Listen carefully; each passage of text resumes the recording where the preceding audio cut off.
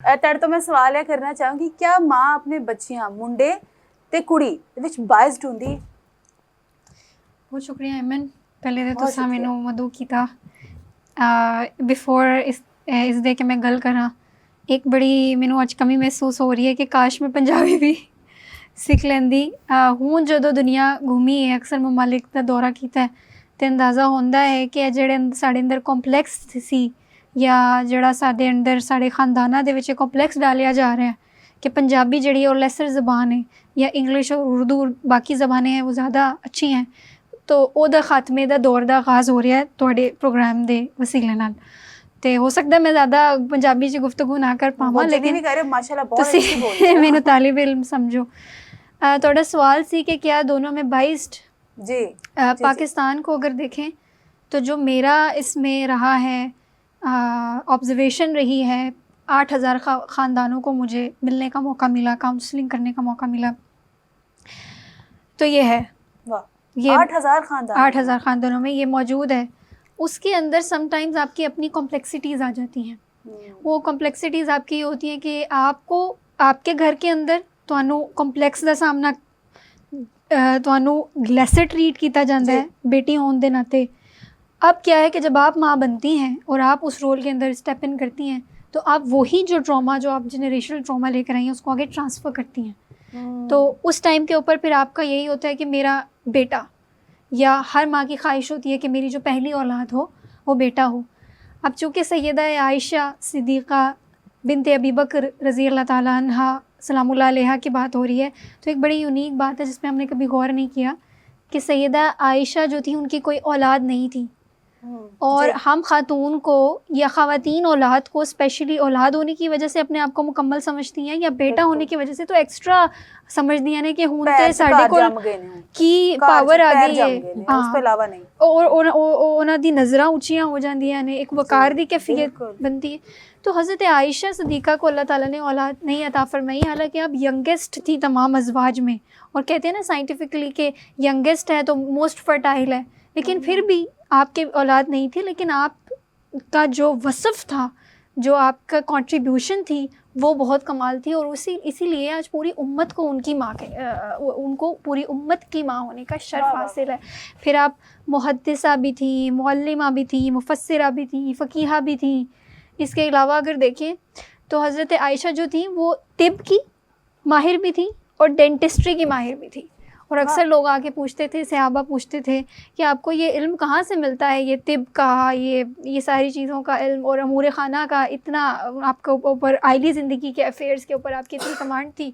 तो आप फरमाती कि जब अरब के बद्दू लोग आके नबी अकरम सल्लल्लाहु अलैहि वसल्लम से सवाल पूछते हैं तो जो वो जवाब देते हैं मैं उसको अपने अंदर हज़फ कर लेती हूँ। एक और चीज़ें बड़ी शानदार चीज़ें ऐसी नहीं समझ दे कि हज़रत आयशा सिद्दीक़ा दा हुजरा पहला मदरसातुल हदीस सी, यानी कि आप दे हुजरे दे विच कुरान नाजिल हो रहा है, वो हदीस दी फॉर्म दे विच आगे जाके ट्रांसफ़र हो रहा है।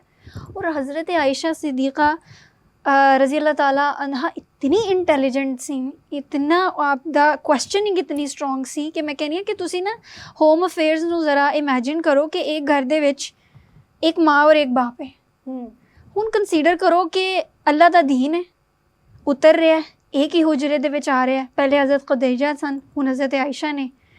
अब क्या होता है घरों के अंदर कि बाप अक्सर कोई फ़ैसले दे रहे हों या कुछ कर रहे हो ना, तो माँ क्वेश्चन करती है, घर के ऑर्डर को मेंटेन करने के लिए क्रॉस क्वेश्चनिंग करके उसको मज़ीद वाज़े अपने लिए अहकाम लेती है। तो हज़रत आयशा का रोल घर उस हुजरे के अंदर उस माँ का था जो नबी अकरम सल्लल्लाहु अलैहि वसल्लम से काफ़ी ऐसे मसाइल पर, कुरान की आयत पर कि इसके अहकाम को मज़ीद वाज़े करने के लिए आप सवाल करती थी। कई ऐसे मकामात पर आपने, और फिर सहाबाए कराम जो थे जैसे भी फरमा रहे कि 2000 से ज़ायद आपने हदीस जो हैं वो मरवी की हैं। सहाबा कराम में हज़रत अबू हुरैरा रज़ी अल्लाह ताला अन्हु, हज़रत अब्दुल्ला इब्न अब्बास, हज़रत अब्दुल्ला इब्न उमर, आप جیسے راوی، کیونکہ 100 سے زیادہ صحابیوں نے آپ سے روایت آگے لی ہے، تو جب بھی وہ کسی مسئلے میں پھنس جاتے ہیں، کئی بار ایسا ہوا کہ معراج کے اندر اللہ کا دیدار ہوا تھا نہیں ہوا تھا، کس طرح سے تھا، اس طرح کے کمپلیکس کوسچنز لے کے وہ حضرت سیدہ دی بارگاہ دے وچ آندے، اور سیدہ دی بارگاہ تو مطمئن ہو کے جاندے. This was the quality and the women leadership you saw in her. ہن آج دا جدوں میں وہ کوسچن نو ملاواں، سیدہ ماں دا رول ادا کر رہی نے، حدیث نو جس طرح اپنے اندر ضم کر کے آگے لے کے جا رہی ہیں، اسی جڑے ہاں ماں دے رول نو صرف بچیاں دے وچ، ایدا بیٹا ہے، ایدی بیٹی ہے، ایدے 2 بیٹے نے، ایدا بڑا بیٹا ہے، اس دے وچ لے کے چلنے ہیں. اے بائسز نے، بہت سارے فیکٹرز نے، وہ اتنے اگر علیحدہ سیریز شو کریے تو میں تمہیں لینا لا دوں. ਤੁਸੀਂ ਹਲੇ ਵੀ ਮਾਸ਼ਾਅੱਲਾ ਲੈਣਾ ਹੀ ਲਾਈਆਂ ਨੇ, ਬਹੁਤ ਜ਼ਿਆਦਾ ਚੀਜ਼ਾਂ ਤੁਸੀਂ ਸਾਡੇ ਨਾਲ ਸ਼ੇਅਰ ਕੀਤੀਆਂ ਤੇ ਸਾਡੇ ਨਾਜ਼ਰੀਨ ਨੂੰ ਵੀ ਮੇਰੇ ਖਿਆਲ ਨਾਲ ਕਾਫੀ ਇਲਮ ਦਾ ਖਜ਼ਾਨਾ ਜਿਹੜਾ ਮਿਲਿਆ ਹੋਏਗਾ. ਤੇ ਬਹੁਤ ਬਹੁਤ ਸ਼ੁਕਰੀਆ ਅਮਨ ਜੀ. ਮੈਂ ਆਪਣੇ ਨਾਜ਼ਰੀਨ ਨੂੰ ਦੱਸਦੀ ਜਾਵਾਂ ਕਿ ਸਾਡੇ ਪੈਨਲ 'ਚ ਮਜੀਦ ਸਾਨੂੰ ਜੁਆਇਨ ਕੀਤਾ ਹੈ ਸਾਈਕੋਲੋਜਿਸਟ ਪ੍ਰੋਫੈਸਰ ਅਰਸ਼ਦ ਜਾਵੇਦ ਸਾਹਿਬ ਨੇ. ਜੀ ਆਇਆਂ ਸਰ ਜੀ. Thank you very much. ਸ਼ੁਕਰੀਆ. ਠੀਕ ਠਾਕ ਹੋ? ਤਬੀਅਤ ਠੀਕ, ਸਭ ਫਿਟ? ਅੱਲਾ ਦਾ ਬੜਾ ਕਰਮ. ਤੇ ਸਾਡੇ ਨਾਲ ਕਲਾਮ ਵਾਸਤੇ ਜੁਆਇਨ ਕੀਤਾ ਜਤਾਰ ਮੁਸਤਫਾ ਜੀ ਨੇ. ਜੀ ਆਇਆਂ ਜੀ. ਠੀਕ ਠਾਕ ਹੋ? ਮੈਂ ਤੁਹਾਡੇ ਕੋਲੋਂ ਵੀ ਜਿਹੜਾ ਨਾ ਪ੍ਰੋਫੈਸਰ ਪੁੱਛਣਾ ਚਾਹਾਂਗੀ ਕਿ ਮੈਂ ਉਹਨਾਂ ਨੂੰ ਵੀ ਇਹੀ ਸੇਮ ਕੁਐਸਚਨ ਕਰੀ ਸੀ ਅਮਨ ਜੀ ਨੂੰ ਵੀ, ਕਿ ਕਿਆ ਜਿਹੜੀ ਮਾਂ ਹੈ ਉਹ ਬਾਇਸਡ ਹੁੰਦੀ ਹੈ ਪੁੱਤਰ ਦੇ ਵਿੱਚ ਤੇ ਧੀ ਦੇ ਵਿੱਚ? ਦੁਬਾਰਾ ਪੁੱਛੋ. ਜਿਹੜੀ ਮਾਂ ਹੈ ਕਿਆ ਉਹ ਪੁੱਤਰ ਦੇ ਵਿੱਚ ਤੇ ਧੀ ਦੇ ਵਿੱਚ ਬਾਇਸਡ ਹੁੰਦੀ ਹੈ? ਮੇਰਾ ਖਿਆਲ ਥੋੜੀ ਜਿਹੀ ਹੁੰਦੀ ਹੈ ਫਿਤਰੀ ਤੌਰ ਤੇ ਨਾ. ਉਹ ਬੇਟਿਆਂ ਵੱਲ ਜ਼ਰਾ ਜ਼ਿਆਦਾ ਰੁਝਾਨ ਹੁੰਦਾ ਉਹਨਾਂ ਦਾ ਹੈਗਾ, ਕਿਉਂਕਿ ਸਾਡੇ ਕਲਚਰ 'ਚ ਬੇਟੇ ਨੂੰ ਬਹੁਤ ਅਹਿਮੀਅਤ ਦਿੱਤੀ ਜਾਂਦੀ ਹੈਗੀ ਹੈ ਜੀ.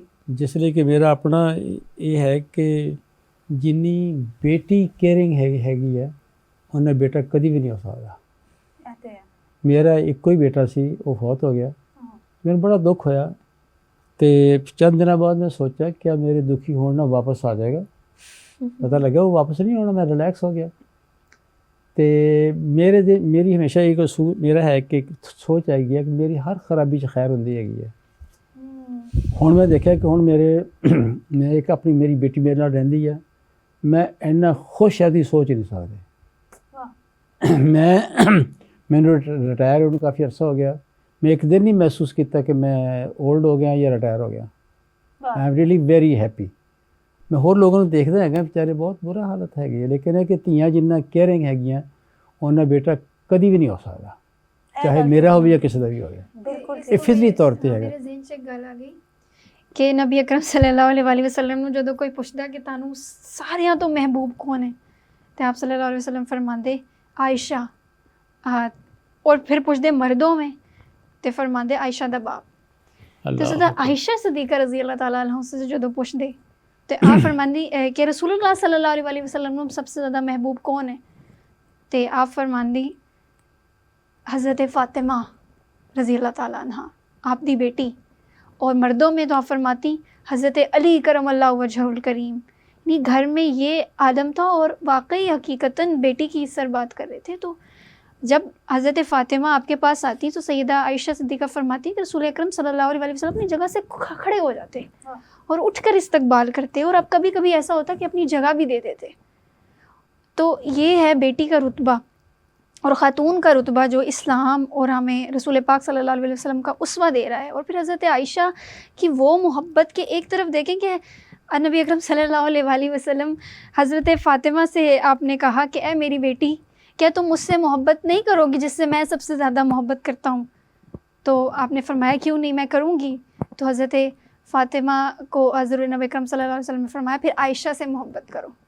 तो ये जो ख़वातीन के अंदर मवद्दत, मोहब्बत और फिर उन ख़वातीन का एक दूसरे की मोहब्बत के लिए किरदार, तो ये माएँ ही हैं और ये बेटियाँ ही हैं जो करती हैं. और ਪ੍ਰੋਫੈਸਰ ਸਾਹਿਬ ਮੈਨੂੰ ਇਹ ਦੱਸੋ ਕਿ ਇੱਕ ਤੇ ਸਾਡੀ ਮਾਂ ਜਿਹੜੀ ਜਿਹਨੇ ਸਾਨੂੰ ਪੈਦਾ ਕੀਤਾ, ਇੱਕ ਆਂਦੀ ਜਿਹੜੀ ਸਾਡੀ ਸਾਸੂ ਮਾਂ, ਮਤਲਬ ਸਾਡੇ ਖਾਵਨ ਦੀ ਮਾਂ ਹੈ, ਦੋਵੇਂ ਮਾਵਾਂ ਨੇ, ਲੇਕਿਨ ਰਵੱਈਆਂ ਦੇ ਵਿੱਚ ਫ਼ਰਕ ਕਿਉਂ? ਇਹ ਤਾਂ ਬੜੀ ਗੌਰ ਫਿਕਰ ਦੀ, ਬਲਕਿ ਮੈਂ ਤਾਂ ਖਾਸਾ ਗੌਰ ਫਿਕਰ ਕਰਦਾ ਹੈਗਾ. ਬੇਸਿਕਲੀ ਮੈਂ ਹੁਣ ਕਦੀ ਮੈਂ ਕਰ ਲੈਂਦਾ ਅਤੇ ਮੇਰੀ ਬੇਟੀ ਮੈਨੂੰ ਕੋਈ ਚੀਜ਼ ਡਿਲੇ ਕਰਨੀ ਹੈਗੀ ਹੈ, ਮੈਂ ਖੁਦ ਸੋਚਦਾ ਕਿ ਅਗਰ ਇਹ ਮੇਰੀ ਨਹੁੰ ਕਰਦੀ ਨਾ ਤਾਂ ਮੈਂ ਉਹਦਾ ਸਿਰ ਖਾ ਜਾਣਾ ਸੀ. ਹੁਣ ਬੇਟੀ ਨੇ ਕੀਤਾ ਅਤੇ ਮੈਂ ਕੁਛ ਵੀ ਨਹੀਂ ਕਹਿੰਦਾ ਹੈਗਾ. ਮਕਸਦ ਕਹਿੰਦਾ ਹੈ ਕਿ ਸਾਨੂੰ ਰਵੱਈਏ ਬਦਲਣੇ ਚਾਹੀਦੇ ਹੈਗੇ ਨੇ ਕਿ ਵਾਕਈ ਅਸੀਂ ਯਾਨੀ ਨਹੁੰ ਬੇਟੀ ਹੋ ਤਾਂ ਨਹੀਂ ਸਕਦੀ, ਲੇਕਿਨ ਕਾਫੀ ਹੱਦ ਤੱਕ ਕੋਸ਼ਿਸ਼ ਕरें ਕਿ ਮੈਂ ਉਹ ਮੇਰੀ ਬੇਟੀ ਹੈਗੀ ਆ, ਔਰ ਉਹਨੂੰ ਵੀ ਅਸੀਂ ਟ੍ਰੇਨਿੰਗ ਦਿੱਤੀ ਜਾਵੇ ਕਿ ਉਹ ਆਪਣੀ ਸੱਸ ਦਾ ਉਦਾਂ ਹੀ ਖਿਆਲ ਕਰੇ ਕਿ ਜਿਵੇਂ ਆਪਣੀ ਮਾਂ ਦਾ, ਜਿੰਨੀ ਆਪਣੀ ਮਾਂ ਦਾ ਕਰਦੀ ਬਹੁਤ ਹੈ। ਇਦਾਂ ਅਗਰ ਕਰੇਗਾ ਤਾਂ ਸਾਰੇ ਬਹੁਤ ਬਿਲਕੁਲ, ਜ਼ਿੰਦਗੀ ਬਹੁਤ ਬਿਲਕੁਲ। ਖੁਸ਼ ਵੈਸੇ ਠੀਕ ਹੈ। ਮੇਰਾ ਖਿਆਲ ਹੈ ਕਿ ਇੱਥੇ ਸਵਾਲ ਮਾਂ ਤੋਂ ਇਲਾਵਾ ਵੀ ਥੋੜੇ ਬੁਨਿਆਦੀ اخلاقیات, ਹੁਸਨੇ اخلاق ਜਿਹੜੇ ਸਾਨੂੰ ਪੜ੍ਹਾਏ ਗਏ ਨੇ। ਦੇਖੋ ਹੁਣ ਵੀ ਜਿਹੜਾ ਬਾਰ-ਬਾਰ ਅਸੀਂ ਬੈਠੇ ਹਾਂ ਅੱਜ, ਕਿਉਂਕਿ ਬੀਬੀ ਆਇਸ਼ਾ ਦਾ ਦਿਨ ਹੈ ਤੇ ਬਾਰ-ਬਾਰ ਅਸੀਂ ਬੜਾ ਗਲੋਰੀਫਾਈ ਕਰ ਰਹੇ ਹਾਂ। ਮੇਰੇ ਖਿਆਲ ਹੈ ਸਾਨੂੰ ਔਰਤਾਂ ਨੂੰ ਤਾਂ ਪਤਾ ਹੀ ਹੈ ਕਿ ਉਹਨਾਂ ਦਾ ਕਿਰਦਾਰ ਕਿੰਨਾ ਅਜ਼ੀਮ ਹੈ। ਕੁਰਾਨ ਪਾਕ 'ਚ ਬਾਕਾਇਦਾ ਉਹਨਾਂ ਦੀ ਐਜ਼ਾਜ਼ 'ਚ ਸੂਰਤ ਉਤਰੀ ਹੋਈ ਹੈ। ਕਿੰਨੀਆਂ ਔਰਤਾਂ ਵਾਸਤੇ ਸੂਰਤ ਉਤਰੀ, ਬੀਬੀ ਮਰੀਮ ਤੋਂ ਬਾਅਦ ਬੀਬੀ ਆਇਸ਼ਾ ਵਾਸਤੇ ਸੂਰਤ ਉਤਰੀ ਹੋਈ ਹੈ। ਇਹ ਬੜੇ ਐਜ਼ਾਜ਼ ਦੀ ਗੱਲ ਹੈ। ਸਾਨੂੰ ਔਰਤਾਂ ਨੂੰ ਪਤਾ ਹੈ ਮਸਲਾ ਕਿੱਥੇ ਵੇ, ਕਿ ਇਹ ਜਿਹੜੇ ਸਾਡੇ ਉਲਮਾ ਕਰਾਮ ਸਾਨੂੰ ਬਾਰ-ਬਾਰ ਦੱਸਦੇ ਨੇ ਕਿ ਤੁਸੀਂ ਔਰਤ ਦਾ ਮਕਾਮ ਸਿੱਖਣਾ ਹੈ ਤੇ ਦੇਖੋ ਬੀਬੀ ਆਇਸ਼ਾ ਨੇ ਕੀ ਕੀਤਾ, ਦੇਖੋ ਔਰਤ ਨੂੰ ਇਸਲਾਮ ਨੇ ਕੀ ਮੁਕਾਮ ਦਿੱਤਾ। ਖੁਦ ਭੁੱਲ ਜਾਂਦੇ ਨੇ ਤੁਸੀਂ ਸਿੱਖਣਾ ਹੈ। ਸਾਨੂੰ ਤਾਂ ਪਤਾ ਹੈ, ਸਾਨੂੰ ਪਤਾ। ਬੀਬੀ ਆਇਸ਼ਾ ਦੀ ਜਿੰਨੀ ਗੁਫ਼ਤਗੂ ਹੋ ਰਹੀ ਹੈ ਉਹ ਸਾਨੂੰ ਕੀ ਮੈਸੇਜ ਦੇ ਰਹੀ ਹੈ ਜਾਂ ਮੈਨੂੰ ਕੀ ਮੈਸੇਜ ਦੇ ਰਹੀ ਹੈ। ਮੈਨੂੰ ਤਾਂ ਇਹ ਪੈਗਾਮ ਮਿਲ ਰਿਹਾ ਹੈ ਕਿ ਬੀਬੀ ਆਇਸ਼ਾ ਦਾ ਕਿਰਦਾਰ ਜਾਂ ਬੀਬੀ ਖਤੀਜਾ ਦਾ ਕਿਰਦਾਰ ਔਰਤ ਦੀ ਵਿਜ਼ਡਮ ਨੂੰ ਵੈਲੀਡੇਟ ਕਰ ਰਿਹਾ ਹੈ। ਔਰਤ ਇੱਕ ਅਥਾਰਟੀ ਹੈ, ਕਿਉਂਕਿ ਤੁਸੀਂ ਕਹਿ ਰਹੇ ਹੋ ਕਿ 2210 ਅਹਾਦੀਸ ਸਹੀ ਅਹਾਦੀਸ ਉਹਨਾਂ ਤੋਂ ਰਵਾਇਤ ਨੇ, ਤੇ ਉਹਨਾਂ ਦਾ ਵਿਜ਼ਡਮ, ਉਹਨਾਂ ਦਾ ਇਲਮ, ਉਹਨਾਂ ਦੀ ਅਥਾਰਟੀ ਕਿ ਉਹ ਸਹਾਬਾ ਕਰਾਮ ਨੂੰ ਵੀ ਟ੍ਰੇਨ ਕਰ ਰਹੇ ਨੇ। ਠੀਕ ਹੈ, ਤੇ ਇਹਦੇ ਤੋਂ ਸਾਨੂੰ ਇਹ ਸਬਕ ਨਹੀਂ ਦਿੰਦੇ ਸਾਡੇ ਜਿਹੜੇ ਉਲਮਾ ਇਕਰਾਮ ਨੇ, ਜਿਨ੍ਹਾਂ ਤੇ ਇੰਤਹਾਈ ਜ਼ਿੰਮੇਦਾਰੀ ਹੈ ਮਾਸ਼ਰੇ ਦੀ ਇਸਲਾਹ ਦੀ। ਤੁਸੀਂ ਦੇਖੋ ਕਿਸੇ ਮੈਂਬਰ ਤੇ ਜੁਮੇ ਦੇ ਖੁਤਬਾ ਬੜਾ ਅਹਿਮ ਖੁਤਬਾ ਹੈ, ਉਹਦਾ ਸਾਡੇ ਮਾਸ਼ਰਤੀ ਜਿਹੜਾ ਨਾ ਸੁਲਝਾਓ ਉਹਦੇ 'ਚ ਬੜਾ ਕਿਰਦਾਰ ਹੈ। ਤੁਹਾਨੂੰ ਕਿਸੇ ਮੈਂਬਰ ਤੋਂ ਇਹ ਖੁਤਬਾ ਨਹੀਂ ਮਿਲੇਗਾ। ਬਸ ਸਾਨੂੰ ਇਹ ਦੱਸਣਗੇ ਕਿ ਬੀਬੀ ਆਇਸ਼ਾ ਜਿਹੜੀ ਹੈ ਨਾ ਔਰਤਾਂ ਫੋਲੋ ਕਰੀ ਜਾਣ ਤੇ ਭਾਈਆਂ ਨੇ ਕੋਈ ਨਹੀਂ ਕਰਨਾ। ਮੇਨ ਗੱਲ ਇਹ ਹੈ ਨਾ ਕਿ ਉਹ ਮਸਲਾ ਤੇ ਤੁਹਾਡੇ ਵੱਲੋਂ ਆ ਰਿਹਾ, ਜ਼ਨਾਨੀਆਂ ਨੂੰ ਤਾਂ ਪਤਾ ਹੈ ਆਪਣੇ ਕਿਰਦਾਰ ਦਾ। ਸਾਨੂੰ ਬਾਰ-ਬਾਰ ਇਹ ਦੱਸਦੇ ਨੇ ਕਿ ਬੀਬੀ ਦਾ ਫੜੋ ਕਿਰਦਾਰ, ਬੀਬੀ ਵਾਂਗਾ ਅਜ਼ੀਮ ਹੋ ਜਾਓ, ਅੱਜ ਬੀਬੀ ਦਾ ਦਿਨ ਹੈ। ਉਹ ਭਾਈ ਅਸੀਂ ਤੇ ਮੰਨ ਲਿਆ, ਤੁਸੀਂ ਵੀ ਤੇ ਮੰਨੋ ਨਾ, ਤੁਸੀਂ ਵੀ ਸਾਡੀ ਅਥਾਰਟੀ ਨੂੰ ਤਸਲੀਮ ਕਰੋ, ਸਾਡੇ ਵਿਜ਼ਡਮ ਨੂੰ ਤਸਲੀਮ ਕਰੋ, ਸਾਡੀ ਆਥੈਂਟਿਸਿਟੀ, ਸਾਡੇ ਮਤਲਬ ਗੱਲ ਨੂੰ ਸਹੀ ਹੋਣ ਨੂੰ ਤਸਲੀਮ ਕਰੋ। ਬਿਲਕੁਲ। ਇੱਕ ਵਾਰੀ ਮੈਨੂੰ ਬੜਾ ਵਾਕਿਆ ਯਾਦ ਆ ਗਿਆ ਕਿ हज़रत अस्मा से हार लिया हज़रत आयशा ने रज़ी अल्लाह ताला अन्हा ने, और वो गुम गया और सफ़र में थे और हार गुम गया। अब सिचुएशन है कि हार नहीं मिल रहा और नबी अकरम सल्लल्लाहु अलैहि वसल्लम ने जो काफ़िला था उसको रोक दिया, सहाबियों को रोक दिया, तो हार ढूंढ रहे हैं सब। अब क्या हुआ कि उसी वक्त अज़ान का वक्त भी हो गया और वज़ू के लिए पानी नहीं था, तो सहाबा ने आके थोड़ी तशवीश की कि हार ही है, वज़ू के लिए पानी भी नहीं है, तो आगे गुजरे ना। तो उसके ऊपर आयात तयम्मुम आई कुरान में। अच्छा, अब एक औरत का हार गुम हो गया है, फितरी तुसी समझो ज़रा कि एक औरत दा हार गुम हो गया है, तो नबी अकरम सल्लल्लाहु अलैहि वसल्लम अल्लाह दे रसूल ने ਉਹਦੀ कैफियत ਨੂੰ ਕਿੰਨਾ वैलीडेट ਕੀਤਾ ਹੈ ਕਿ ਰੁਕਵਾ ਦਿੱਤਾ, ਹੁਣ ਢੂੰढ ਰਹੇ ਨੇ, ਆਇਆਤ ਤਯੰਮੁਮ ਆ ਗਈਆਂ ਨੇ। ਫਿਰ ਕਈ ਵਾਰ ਹਜ਼ਰਤ ਆਇਸ਼ਾ ਦੇ ਉੱਤੇ ਸਲਾਮ ਆਂਦਾ ਸੀ, ਅੱਲਾਹ ਰੱਬੁਲ ਇੱਜ਼ਤ ਹਜ਼ਰਤ ਜਿਬਰਾਈਲ ਆਂਦੇ ਸਨ, ਔਰ ਜਦੋਂ ਹਜ਼ਰਤ ਆਇਸ਼ਾ ਨਾਲ ਨਿਕਾਹ ਦਾ ਫੈਸਲਾ ਅਰਸ਼ 'ਤੇ ਹੋਇਆ ਤੇ ਕਈ 3 ਰਾਤਾਂ ਹਜ਼ਰਤ ਜਿਬਰਾਈਲ ਨਬੀ ਅਕਰਮ ਸੱਲੱਲਾਹੁ ਅਲੈਹਿ ਵਸੱਲਮ ਦੇ ਖਾਬ ਦੇ ਵਿੱਚ ਆਤੇ ਰਹੇ, ਕਹਿੰਦੇ ਰਹੇ ਹਾਦਿਹੀ ਜ਼ੌਜਕ ਫਿ ਦੁਨਿਆ ਵਲ ਆਖਿਰਾ, ਇਹ ਉਹ ਜ਼ੌਜਾ ਨੇ ਜੋ ਤੁਹਾਡੇ ਵਾਸਤੇ ਦੁਨੀਆ ਤੇ ਆਖਿਰਤ में ਮੁੰਤਖਬ ਕਰ ਲਈ ਗਈ ਨੇ। ਔਰ ਸਿਲਕ ਦਾ ਇੱਕ ਕੱਪੜਾ ਹੁੰਦਾ ਸਬਜ਼ ਰੰਗ ਦਾ, ਉਹਦੇ ਉੱਤੇ ਤਸਵੀਰ ਹੁੰਦੀ ਹੈ, ਆਪ ਦੇਖते रहे।